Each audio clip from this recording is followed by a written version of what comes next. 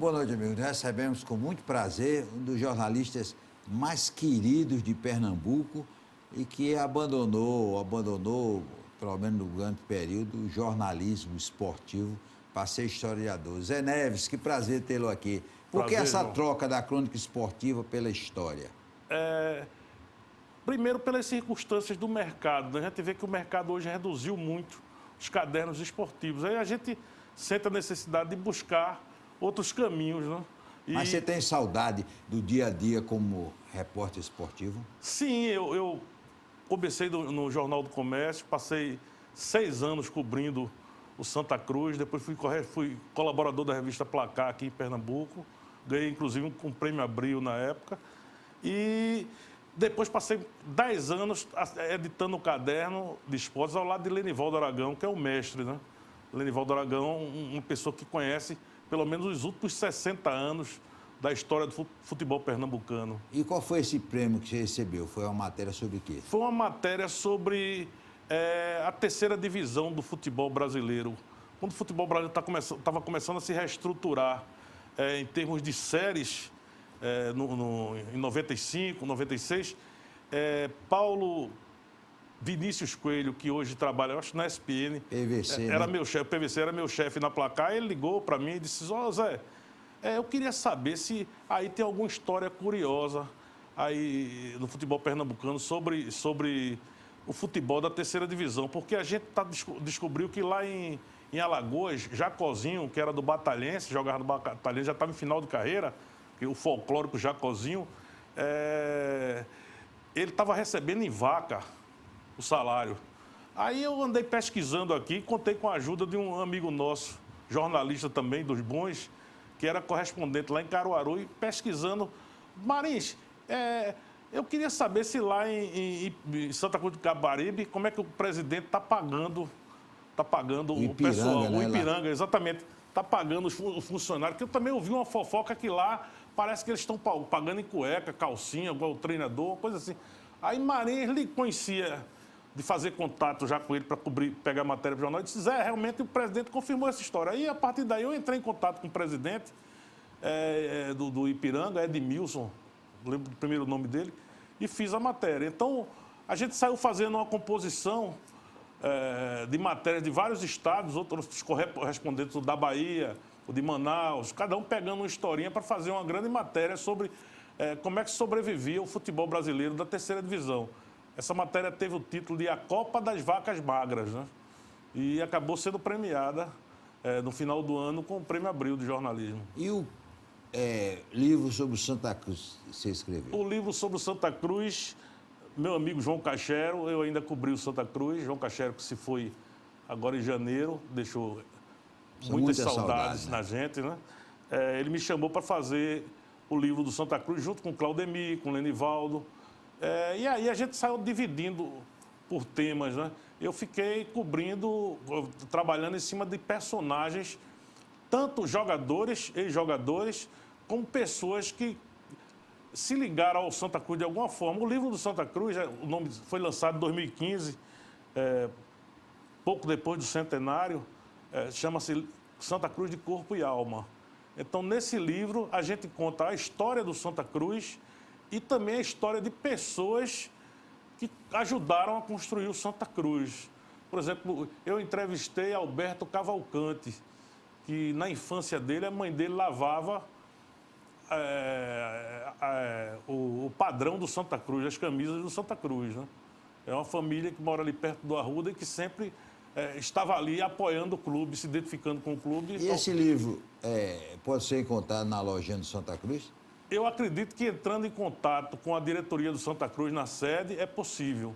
É um livro que foi escrito em 3 volumes, é um livro de 1.400 páginas, muito grande, porque há a parte que conta a história da instituição, a outra que conta a história dos ídolos e a que conta a história também dos dirigentes. São 3 livros em um, né? E a sua paixão pela história, como é que entrou? A necessidade de estudar história de conhecer o que aconteceu no passado, né? O pernambucano tem muita história. Isso acaba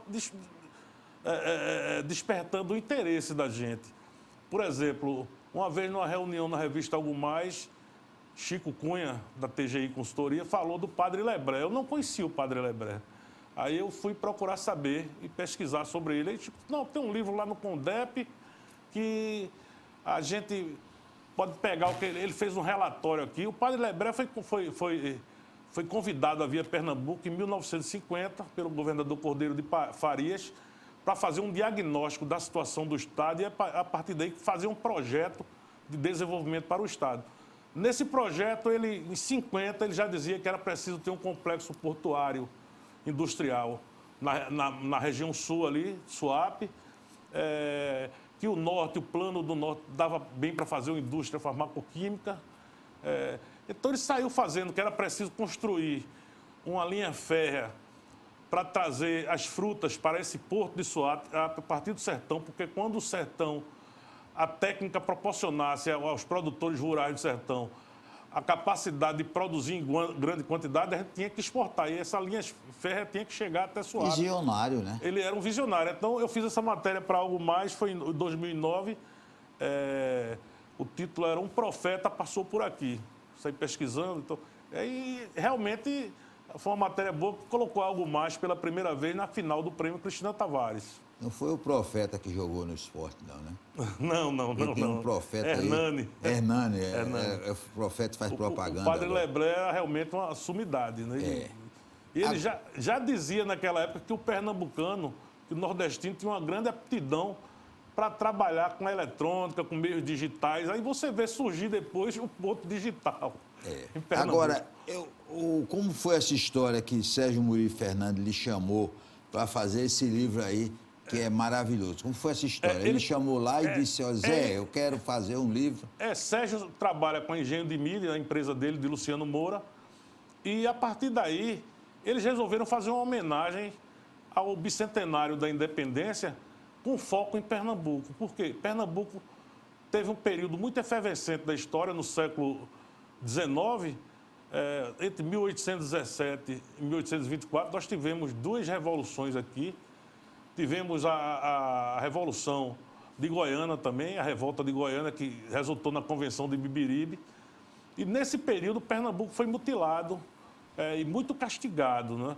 Em 1817, nós tivemos várias pessoas aqui executadas, esquartejadas. Foram revoluções violentas, a reação foi muito violenta da coroa portuguesa. Perdemos um mártir, né? Um herói como Frei Caneca, em 24 foi arcabuzado, porque os carrascos se negaram a enforcá-lo. Então, isso traz uma riqueza muito grande para a história de Pernambuco. Pernambuco teve uma participação ativa no período da independência, porque lutava pela autonomia, lutava por um Brasil sendo uma república federativa, e não agradava muito aos interesses da coroa portuguesa. Esse estado era muito explorado. No início do século XIX, Pernambuco exportava muito algodão para a Europa, exportava cana-de-açúcar, muito açúcar, e, a partir daí, tinha que pagar muitos impostos à coroa. Era uma província rica, e isso causava muita insatisfação na elite local, não, que trabalhava para sustentar a coroa. Quando o rei Dom João VI veio de Portugal fugindo da invasão de Napoleão, Pernambuco teve que pagar mais uma taxa para a iluminação do Rio de Janeiro. Então, isso causava insatisfação aqui. E isso aumentou até que eclodiram essas revoluções. Primeiro, em 17, que foi abafada, cerca de 300 pessoas foram levadas para Salvador, presas, inclusive Frei Caneca, Gervásio Pires. Ficaram lá por 4 anos. Quando as cortes... Presos. Quando as cortes portuguesas fizeram a revolta lá de Lisboa, a revolta do Porto, aliás, instituíram as cortes constitucionais, eles libertaram esses presos e determinaram que as províncias voltassem a ser autônomas, respondendo a Portugal e não a Dom João VI, que estava aqui. E também exigiram que Dom João VI voltasse para Portugal. Nesse período aí, Veio a revolta de Goiânia, a convenção de Bibiribe, e Gervásio Pires acabou assumindo o poder em Pernambuco. Quando ele assumiu o poder, ele conseguiu tornar Pernambuco independente de Portugal e da coroa. Ele mandou embora o batalhão de Algarves, que era um batalhão muito violento, expulsou o Luiz do Rego Barreto, que era o governador, e a partir daí Pernambuco ficou autônomo. Quantos anos? Por cerca de 11 meses. Ah, só 11 meses. Só 11 meses. Porque ele ficou se equilibrando entre os portugueses e Dom Pedro, e a partir daí ele não... Em cima do muro. Isso deixou Dom Pedro muito insatisfeito, né?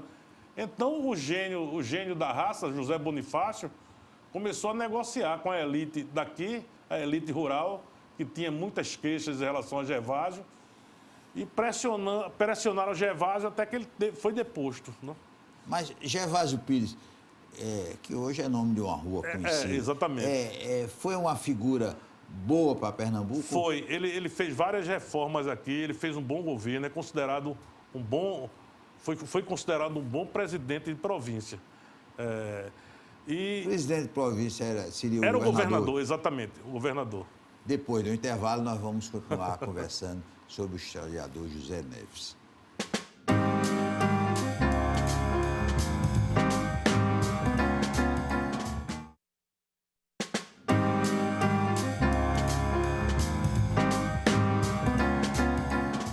Vamos continuar conversando com o historiador José Neves, ex-cronista esportivo, ou pelo menos cronista esportivo em férias, né? Sobre o livro sobre a presença de Pernambuco na independência do Brasil. Ô Zé, qual é mais importante para o Brasil? Frei Caneca ou o Tiradentes? Olha, Frei Caneca e Tiradentes, a gente tem que partir do princípio de que o poder ficou lá entre o Rio, São Paulo e Minas, né? Então, Tiradentes acabou tendo mais mídia, né? Mas Tiradentes, na verdade, participou de uma conspiração em Minas que não chegou a se transformar numa revolução, de fato, com tomada de poder e autonomia, como aconteceu em Pernambuco, né? Tanto em 1817 quanto em 1824, Pernambuco ganhou autonomia. E realmente foi uma coisa que se concretizou, não por muito tempo, mas se concretizou. Frei Caneca era um orador brilhante, alguém que estudava muito, era muito querido aqui em Pernambuco. E o arcabuzamento de Frei Caneca acabou atraindo também uma certa antipatia para Dom Pedro por parte dos liberais. Os liberais ficaram fustigando Dom Pedro e ele foi se desgastando, até que em 31 ele foi embora do Brasil, depois de ser derrotado em 28 na Guerra Cisplatina, lá no sul, né, quando perdemos o território que hoje é o Uruguai. Ele levou uma surra ali, os brasileiros perderam. Ele desgastado, teve a revolta das garrafas no Rio de Janeiro, o povo também já não gostava dele após a morte da princesa Leopoldina, porque ele tratava muito mal a princesa. Como foi esse negócio das garrafas? Como foi? Teve uma revolta das garrafas no Rio de Janeiro, que eles colocaram esse nome, porque eles fizeram um movimento lá e que Dom Pedro ficou praticamente abandonado. Eu quero saber das garrafas. Como era esse negócio das garrafas? Usavam as garrafas? Eles tocavam fogo nas garrafas, colocavam um líquido. Tem uma coisa nesse sentido que mexia com garrafa. Cachaceiro não ia gostar, não. Não era. Então, Dom Pedro ficou tão isolado nessa noite que ele acabou se refugiando numa fragata e foi embora. Também Pernambuco não dá muita importância ao Montes Guararapes, né? Os Montes Guararapes as vitórias importantíssimas para a história do Brasil, né? Nos Guararapes a gente tem aí, os historiadores dizem que é o nascimento do sentimento nativista do pernambucano, né? Quando os pernambucanos expulsaram os holandeses, em 1647, 54, foi a guerra mais ou menos nessa época. E a partir daí surgiu aquele sentimento nativista aqui em Pernambuco, que ficou sendo alimentado, né, durante essas revoluções posteriores. Depois desse trabalho maravilhoso sobre a presença de Pernambuco nos 200 anos da independência brasileira, qual é a sua próxima meta? Vai fazer o quê? Eu estou pensando em escrever um livro sobre grandes ídolos do futebol pernambucano, né? eu vou tentar estabelecer por década, de 70, 80, 90, 2000. Mas vai pegar Ademir Menezes, Vavá. Ademir, década de 50, né? 50. A gente tem aí Bita, década de 60, fazer um perfil desses ídolos. Eu tô com esse projeto. 70. Exatamente. Quem foi a época de 70? 70 a gente tem Ramon, tem Zé Carlos Olímpico, também os ídolos que passaram por aqui, que vieram de fora, um Dario, né, que jogou no Sport, posteriormente no Santa Cruz e no Náutico. A gente tem Baiano, nós temos Roberto Coração de Leão, e atravessa a década... Nunes, Sergipano Nunes, também. Porque Sergipe teve muitos jogadores que brilharam aqui em Pernambuco. Teve Djalma, que foi capitão do Sport, né? Tem um jogo de 75 que foi até 2 horas da manhã, né? Mirobaldo, se não me falha a memória. Nós tivemos também Joãozinho, um grande ponta esquerda, que jogou no Santa Cruz e no Sport na década de 70. Nos anos 90, a gente teve um zagueiro chamado Tanta, que foi para Portugal. Tivemos... Não teve um Djalma do Sport, também brilhou em Portugal, não sei quantos anos. Esse Djalma era daqui. Era daqui. Esse era pernambucano, centroavante. Jogou lá em Portugal muitos anos. Foi muitos anos. E ele disse que ele, numa jogada, ele jogava areia no olho do goleiro. Mas tem essa história, né? Ele foi para Portugal e voltou já nos anos 90, acho que ele retornou a morar aqui no Recife. Veio falecer recentemente, não? 5 ou 6 anos. Nós tivemos Enágio também, outro sergipano que brilhou muito no Santa Cruz. Faleceu. Jogou no Sport também. Jogou no Sport no Santa Cruz. Enágio. Então, o futebol sergipano sempre trouxe grandes ídolos. Então, eu quero tentar abordar esse período desses atacantes que brilharam em Pernambuco. Jorge Mendonça, né, que veio do Bangu para o Náutico em 74 e ajudou o Náutico a encerrar. Lula Monstrinho, né? Era o goleiro do Náutico, foi pro Corinthians. Foi para o Corinthians, ele veio de Alagoas, mas ele era goleiro, né? Era goleiro. Lula Monstrinho. Porque era feio, não era? Chamava ele Lula Monstrinho? Não, eu acho que é porque ele era um goleiro, assim, de porte atarracado, muito forte, né? Mas... Ô Zé, você que viveu essa fase áurea do futebol pernambucano, tá triste com o atual quadro, né? Sim, porque nós nos acostumamos a ver os 3 clubes daqui na primeira divisão com grandes jogadores e enfrentando praticamente de igual para igual, embora as arbitragens naquela época não deixassem muitos clubes do Sul, né? Nós temos aqui o Santa Cruz de 75, que eu acompanhei, era garoto. O Santa Cruz foi o único clube que venceu o Internacional em 75. O Internacional foi campeão brasileiro. Não teve um negócio de Santa Cruz, faixa azul, que foi?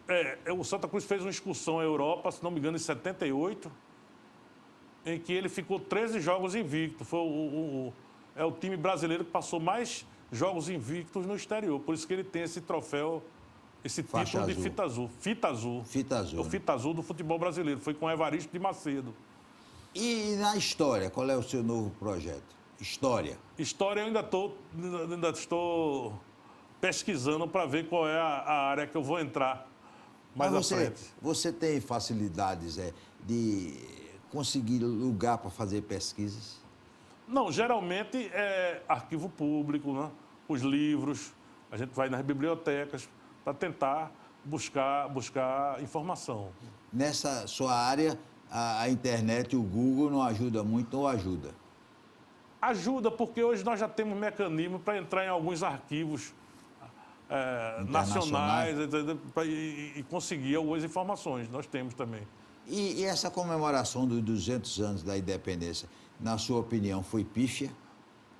Muito pífia, né? Até porque, infelizmente, o nosso presidente, em vez de comemorar os 200 anos do Brasil, resolveu fazer campanha, né? Infelizmente. E dizer que era imbrochável. Exatamente. Então, acho que não era o momento apropriado. A festa do bicentenário acabou ficando meio que perdida. E a do centenário, 150 anos, teve uma mini Copa do Mundo, inclusive com jogo no Brasil. Exatamente. No Recife, foi? Exatamente. A mini Copa. E o Arruda sofreu até uma pequena reforma, né? Para receber o jogo da seleção. Foi um sucesso de público essa mini Copa ou você não lembra? não tenho muita lembrança, mas eu acho que aqui em Pernambuco, se a gente for pesquisar, vai descobrir que teve um grande público no Arruda, como sempre, né? E como nós tivemos a Arena Pernambuco lotada no jogo da Copa do Mundo em 2014. Exatamente. Pernambuco sempre deu um apoio muito grande à seleção brasileira. Eu me lembro que em 93, quando o Brasil precisava vencer a Bolívia, eu estava naquele jogo, o Brasil venceu 6-0 a Bolívia no Arruda. Não foi quando os jogadores, Ricardo Rocha, botou para entrar com O Arruda levou um público de aproximadamente 80 mil pessoas, né? Muita gente, muita gente. E na sua opinião, Zé, o Brasil vai ganhar a Copa do Catar?